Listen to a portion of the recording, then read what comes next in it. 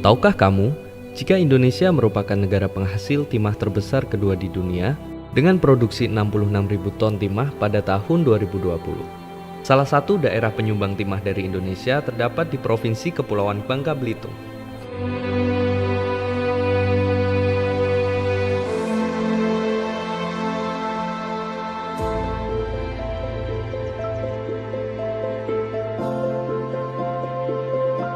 Dengan luas wilayah yang hampir 3/4-nya merupakan lautan tambang timah, sebagian besar masyarakat di Provinsi Kepulauan Bangka Belitung memanfaatkan sumber daya alam tersebut sebagai potensi untuk menjadikannya mata pencaharian sehari-hari.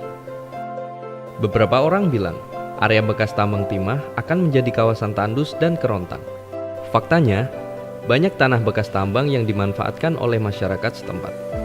Ada yang menjadikannya sebagai areal pertanian untuk bercocok tanam, maupun tempat wisata.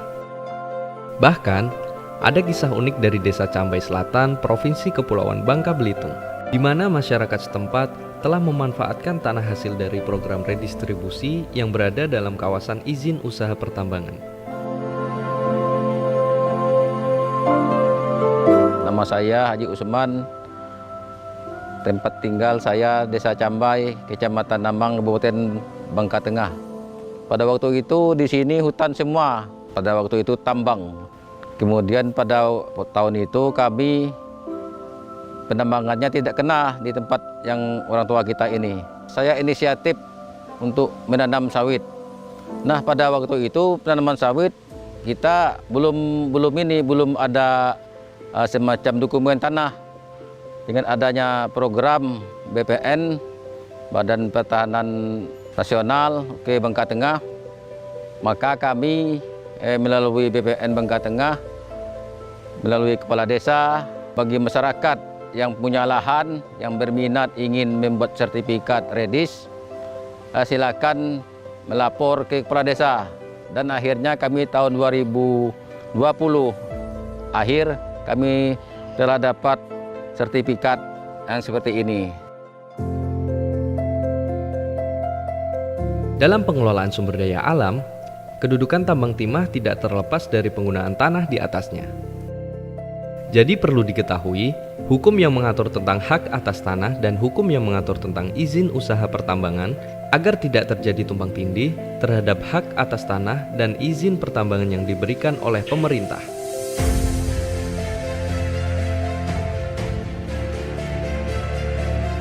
Para pemegang izin usaha pertambangan itu, izin yang dimiliki ini hanya untuk melakukan kegiatan pertambangan.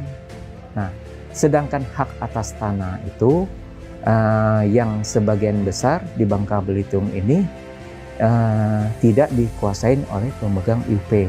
Kemudian selanjutnya bisa kita jabarkan juga di pasal 136 ayat 1 jelas bahwa pemegang IUP dan atau IUPK tersebut sebelum melakukan kegiatan operasi produksi wajib menyelesaikan hak atas tanah dengan pemegang hak sesuai dengan ketentuan peraturan undang-undangan yang berlaku.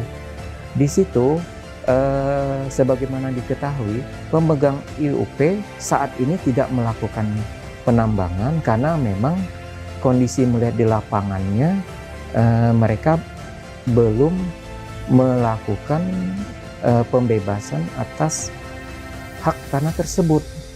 Nah, sehingga dari masyarakat yang sebelumnya sudah melakukan kegiatan tanam tumbuh, sudah mempunyai pemukiman tersebut, sehingga merekalah yang mempunyai hak untuk kegiatan-kegiatan untuk menjalani hajat hidup saat ini. Sebagaimana kita ketahui, Pasal 134 Undang-Undang Nomor 4 Tahun 2009 jelas mengatakan bahwa hak atas IUP tidak meliputi hak atas tanah. Artinya objek IUP itu berbeda dengan objek hak atas tanah. Namun untuk memperkuat ini, kita berkoordinasi dengan Dinas SDM, dan Dinas SDM bersedia memberikan rekomendasi pertimbangan teknis untuk menunjukkan bahwa pelaksanaan redistribusi tanah itu memang memiliki dasar hukum yang kuat. Dan untuk memperkuat lagi, maka pihak SDM dilibatkan dalam penelitian lapangan dan sidang panitia pertimbangan land reform.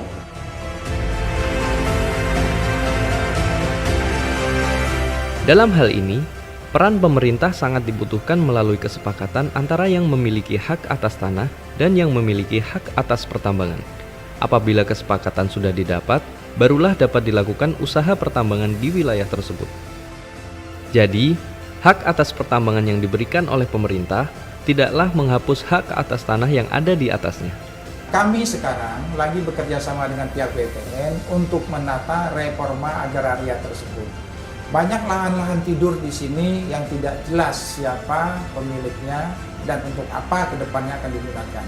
Nah, akhirnya dengan bekerja sama dengan pihak BPN, pihak pemerintah provinsi, kita menjadi tahu.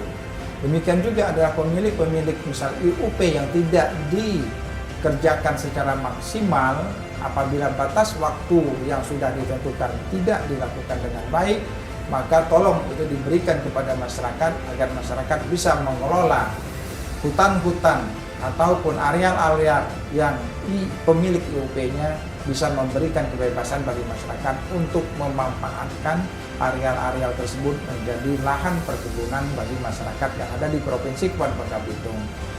Persoalan tersebut tidak hanya terjadi di Provinsi Kepulauan Bangka Belitung, namun banyak juga terjadi di provinsi lain di Indonesia. Tentunya, perlu adanya harmonisasi dan kolaborasi bersama lintas kementerian atau lembaga, termasuk pemerintah daerah agar tanah-tanah bekas IUP bisa mendatangkan manfaat serta mendapatkan kepastian hukum.